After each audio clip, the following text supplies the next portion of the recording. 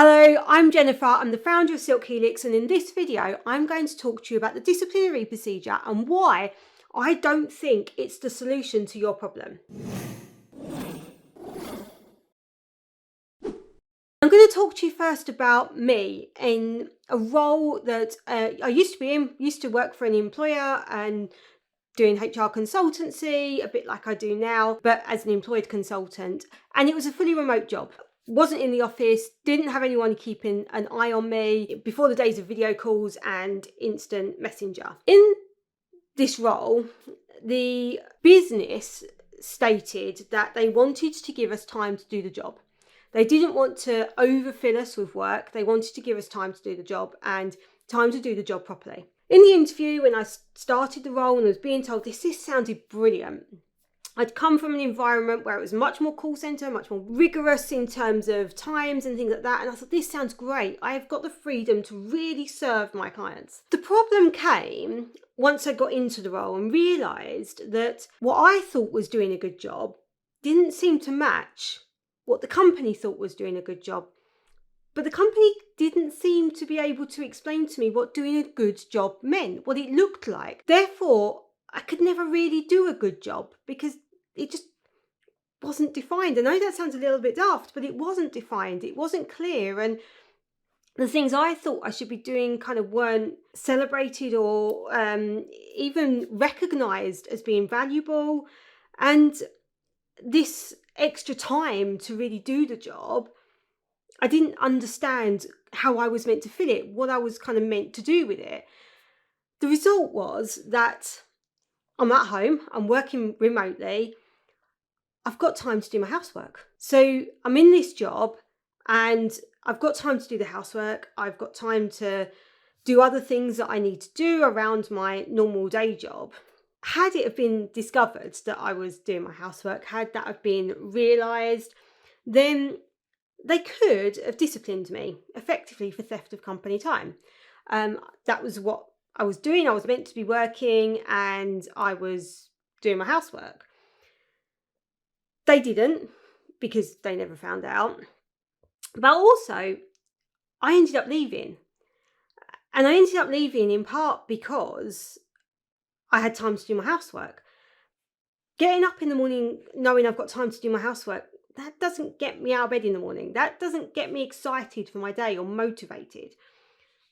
Me personally, I go to work, I do what I do because I love what I do, because I love working with my clients. So giving me extra time to do what I do, but not really understanding what I can do to fill that time or how I can do a good job, just left me unmotivated.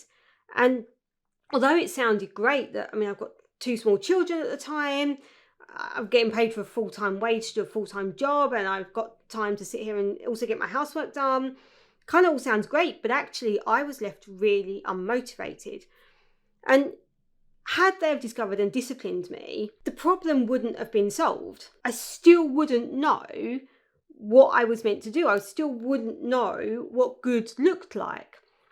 I still wouldn't know what was expected of me or how I knew when I was doing a good job.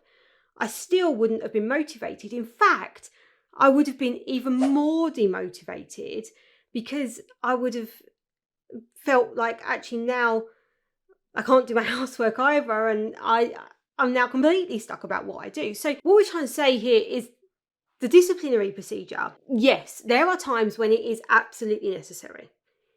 As a last resort, as a final chance, as a final, like we've told you, we've gone through this, we've done everything we can as a company, and you're still not doing what we need of you. That's why I make videos on how to follow a disciplinary procedure, what it is, why it's important, because it is really important. But before you get to that, look really at the cause. Why is somebody doing what they're doing? I didn't want to be doing my housework while I was working. It had no interest to me. I don't enjoy doing my housework.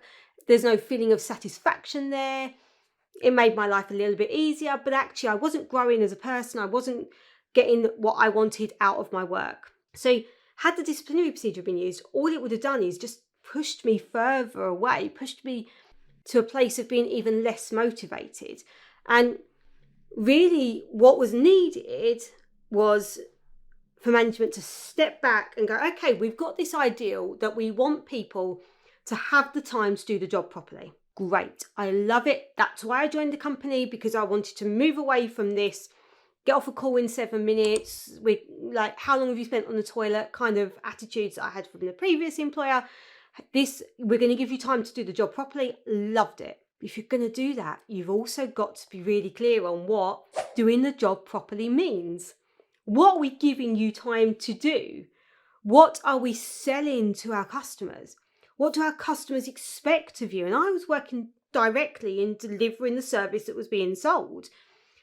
And it wasn't really clear what was being sold or how it should be delivered.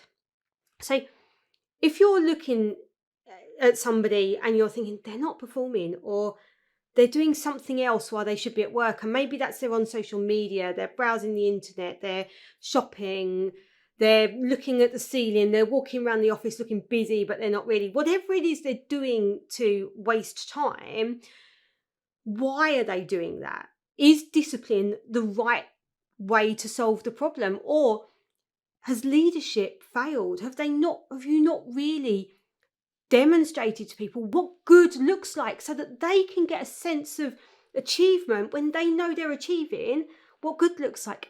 And then your customers get a brilliant service, and people are doing what they're paid to do. You get a return on investment when it comes to paying salaries. All of these things work really well when you step back and you look at the bigger picture in terms of how do people know what they should be doing? What's causing them to take this lazy option, or do this thing that we're not happy with them doing? What's the cause of that? Rather than just going straight in and disciplining somebody for what effectively is a symptom rather than a problem in itself. So that's why I think we have to be really cautious about using the disciplinary procedure, really cautious about jumping straight in on that and asking ourselves, why is this happening? Is there a better way to solve it and actually get a better outcome for the business, a stronger outcome than we would have got if we used a disciplinary procedure?